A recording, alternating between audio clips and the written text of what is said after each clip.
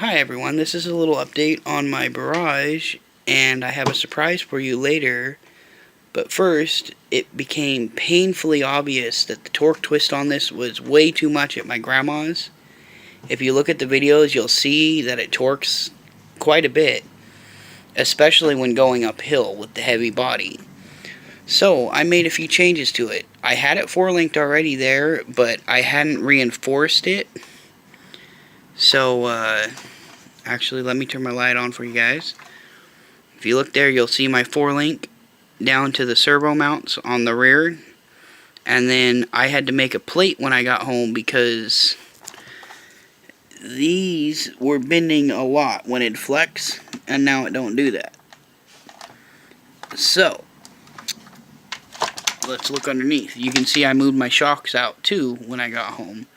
And I'll show you how to do that, both front and rear. There's the 4-link, and you just run it down to there.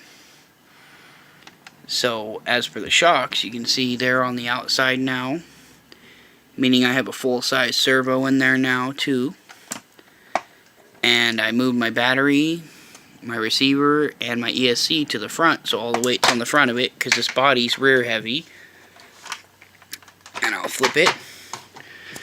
Now here is how you move the shocks out. At least I had long spacers, cut them in half. You put one part in where the shock used to go to reinforce that, and then another on the outside to move the shock out. These are old servo screws. I robbed them out of an old 110 scale servo and they fit fine, and I have enough thread to move the shocks out more later on, which I probably will do. I don't know for sure, but I'm pretty sure I'll be doing that. And it helped a ton. It doesn't torque twist near as much. It's much more stable. And on the front here, you can see the shocks lean in a little bit. So that's why I might widen them a tiny bit yet. But right now, it's working just fine. And this is an AS3 axial servo. It's an old one. It's not great, but it's plenty for this little thing. And really, that's pretty much it on this that I've done lately. I mean, move the electronics, move the shocks out. I'll get some running video as soon as I can. It's been hectic here, so I haven't been doing a whole lot lately, and the weather isn't the greatest today, so I'm going to try and get some video maybe tomorrow. So without further ado, let me show you the new toy I just got. I'll be right back.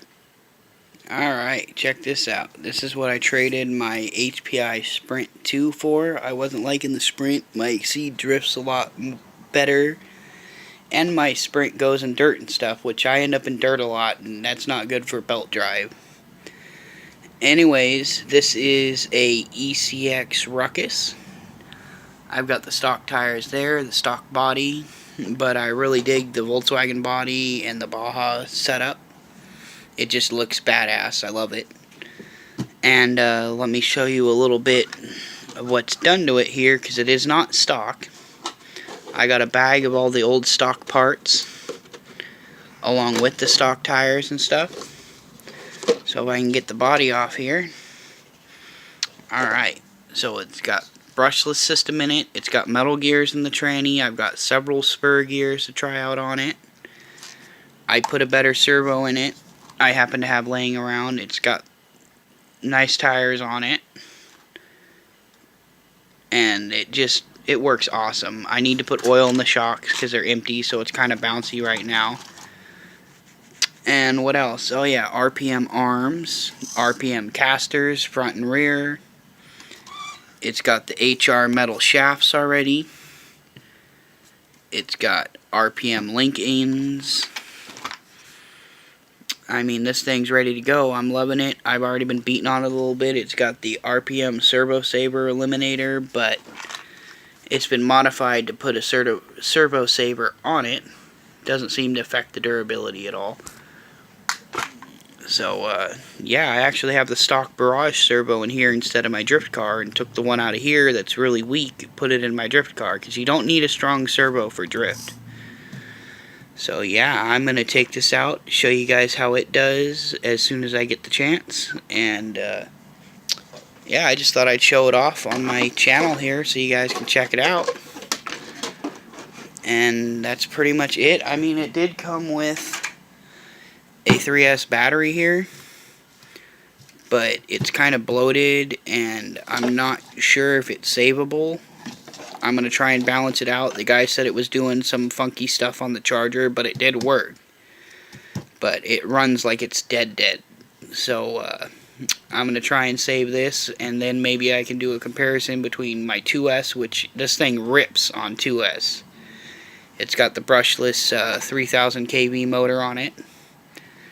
So if I can get this to work, I'll try and do a comparison 3S versus 2S too, or maybe I can borrow a battery from a friend or something. But yeah, it's a shame that this thing might be bad, but let's hope I can save it. And that's pretty much it for this update. Hope you guys enjoyed. I will catch you later and try to get some running video when I can. TTFN. Ta-ta for now.